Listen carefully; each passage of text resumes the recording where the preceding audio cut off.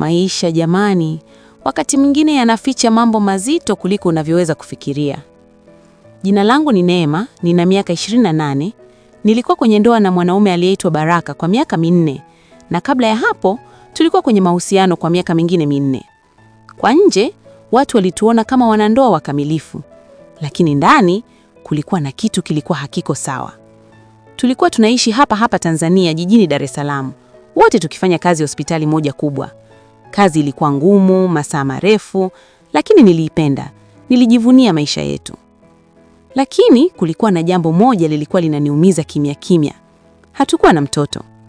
Tulijaribu, tukasubiri, tukatumaini, lakini haikufanikiwa. Tulianza hata kuzungumza kuhusu kuadopt mtoto, lakini hatukuwahi kufika mbali na hilo wazo. Kila mwezi, Jumamosi ya kwanza, tulikuwa tunaenda kula chakula nyumbani kwa wazazi wa Baraka. Mama yake alikuwa mwanamke mpole sana, yaani mtu wa Mungu kweli kweli. Lakini baba yake hakuwa mtu wa kuongea sana, na sikuwahi kumuelewa vizuri. Na kisha kulikuwa na dada yake, Asha. Asha alikuwa mrembo, lakini tabia yake, Mungu wangu, alikuwa anabadilisha kazi kila baada ya muda mfupi, akidai mazingira ni toxic. Lakini ukweli ni kwamba alipenda maisha ya kifahari bila jasho. Nguo za gharama, manukato ya bei mbaya, yote kwa pesa za wazazi wake. Lakini kitu kilichonishtua zaidi, ukali wake kwangu. Kila mara Baraka akinionyesha mapenzi kidogo, kama kunibusu shavuni au paji la uso, Asha alikuwa ananitazama kwa jicho baya, jicho la chuki kabisa. Na si hilo tu, nikijaribu kuzungumza na mume wangu, Asha alikuwa anaingilia kati. Wakati mwingine hata anasimama katikati yetu kabisa, kama vile mimi si kitu. Nilimwambia Baraka kuhusu hili, lakini aliniambia, Neema, unafikiria sana, ni dada yangu tu. Nikajinyamazia, lakini moyo wangu haukuwa na amani. Siku moja, nilikuwa kazini. Baraka alikuwa ameomba mapumziko, akanambia anaenda kukutana na marafiki zake wa chuo. Nikamwaga vizuri tu, sawa mume wangu, furahia siku yako, nitarudi saa 1 jioni.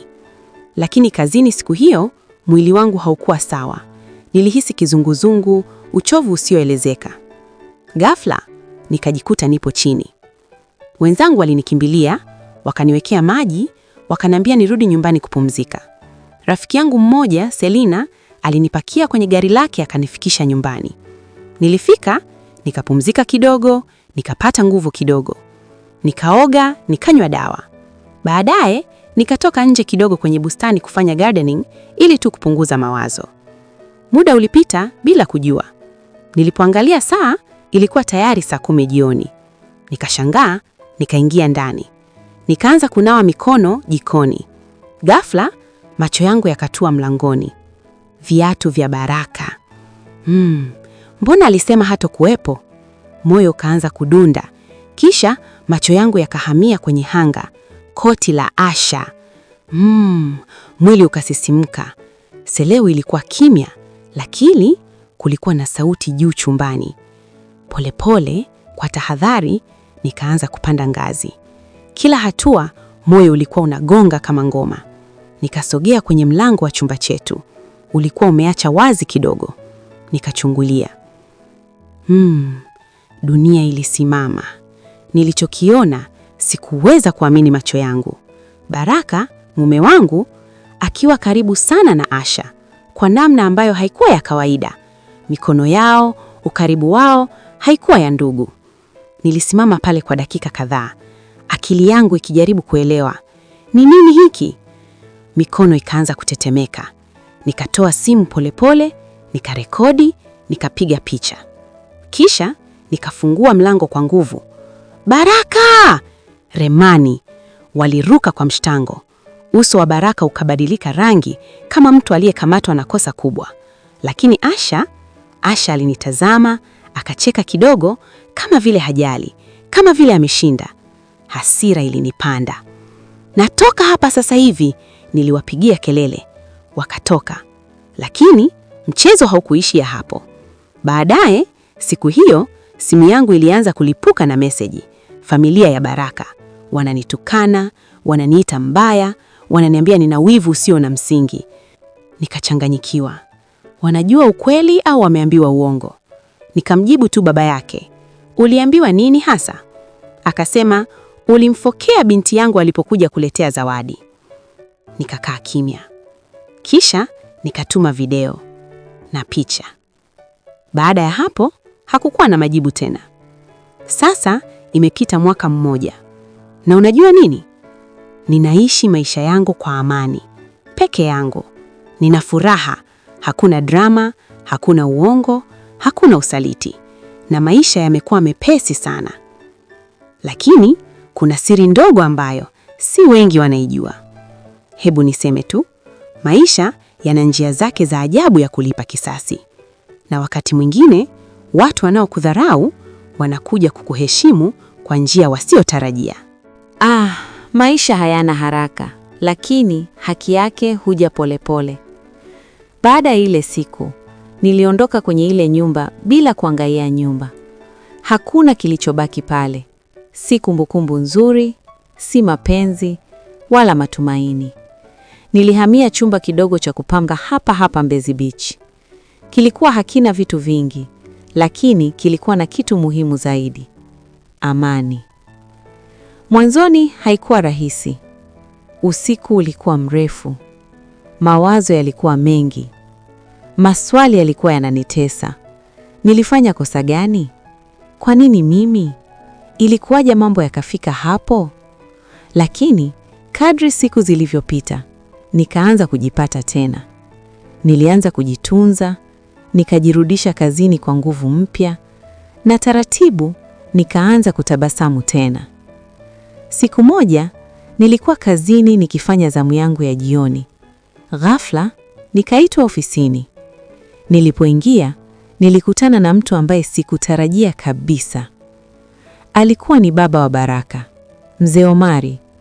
Alikuwa amekaa kimya, uso wake umechoka, macho yake yakiwa yamejaa majuto.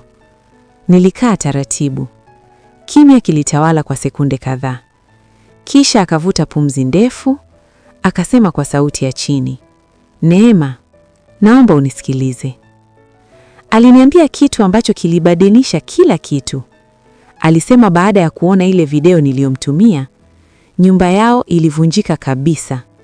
Mama wa Baraka alipata mshtuko mkubwa. Asha aliondoka nyumbani na Baraka alijifungia mwenyewe kwa aibu.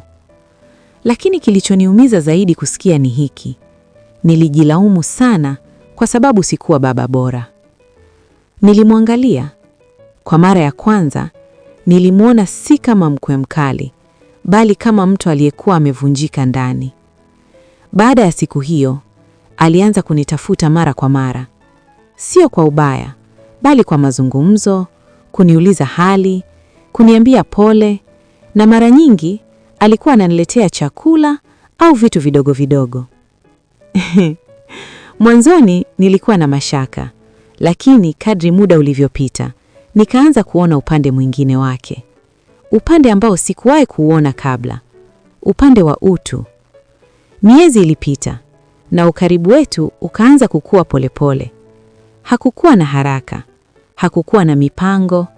Ilikuwa ni mazungumzo, vicheko vidogo na ukimya unaoeleweka.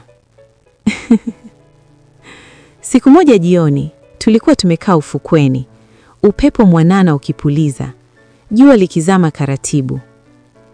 Akanitazama, akaniambia, "Neema, najua maisha yamekufanyia vibaya, lakini si watu wote ni wabaya." Moyo wangu uligonga.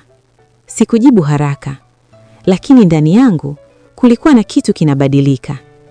Sikujua lini hasa ilianza, lakini nilikuja kugundua kuwa moyo wangu ulikuwa umeanza kufunguka tena, kwa mtu ambaye sikuwahi kufikiria hata kidogo. Ndiyo, maisha yanaweza kuwa ya ajabu sana. Leo hii, mwaka mmoja baadaye, ninaishi maisha yangu kwa utulivu, nikiwa na furaha haitegemei mtu mwingine.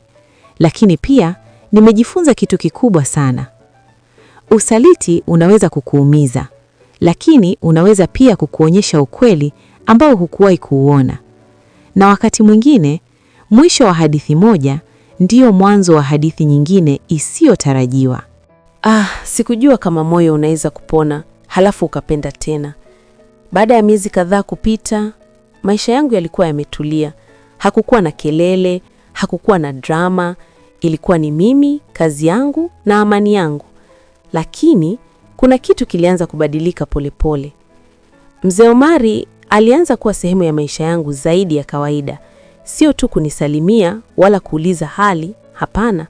Kulikuwa na ule ukaribu wa ndani, ule wa mtu anayekujali kwa dhati. Siku moja jioni, mvua ilikuwa inanyesha taratibu. Umeme ulikatika. Nilikuwa nimekaa peke yangu ndani, nikisikia sauti ya matone yakigonga bati. Godi godi.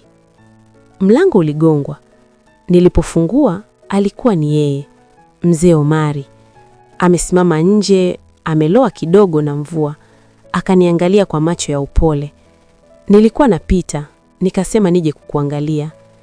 Nilimkaribisha ndani, nikampatia taulo, nikampikia chai ya moto. Tukakaa kimya kwa muda, mvua ikiendelea kunyesha nje, hali ya hewa ikiwa tulivu, lakini mioyo yetu ikianza kusema mambo bila maneno.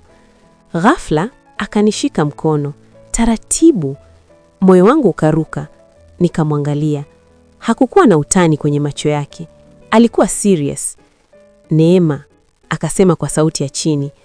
Najua hii si kawaida, lakini siwezi tena kuficha ninachohisi.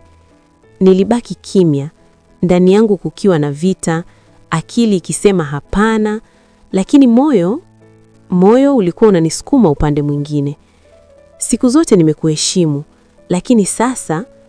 Hakumalizia sentensi, lakini macho yake yalisema kila kitu. Kulikuwa na ukimya mzito. Mvua ikaongezeka nje, na ndani hisia zikazidi kupanda. Sikujua ilianza lini wala ilitokeaje, lakini ile mipaka tuliyokuwa nayo ilianza kufifia polepole. Nilijikuta nikimkaribia.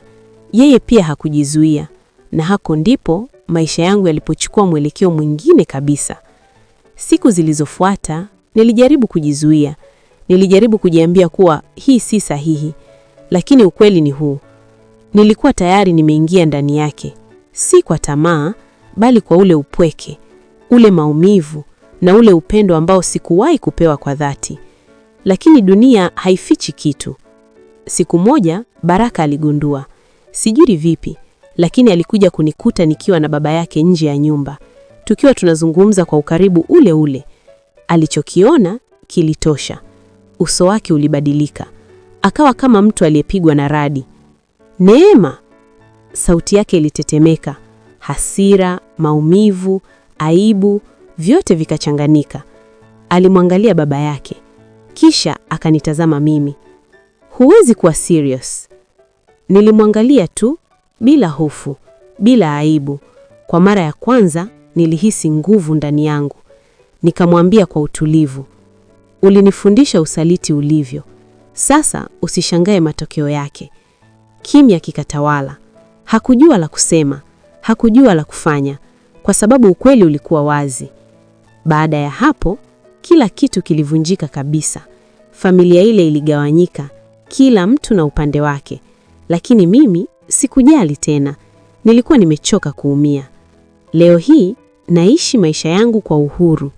Sio kila mtu atanielewa, na sihitaji kila mtu anielewe, kwa sababu nimejifunza kitu kikubwa sana. Wakati mwingine haki haiji kwa njia nzuri, lakini inakuja kwa nguvu, na maisha yana njia zake za ajabu za kulipa kila mtu anachostahili.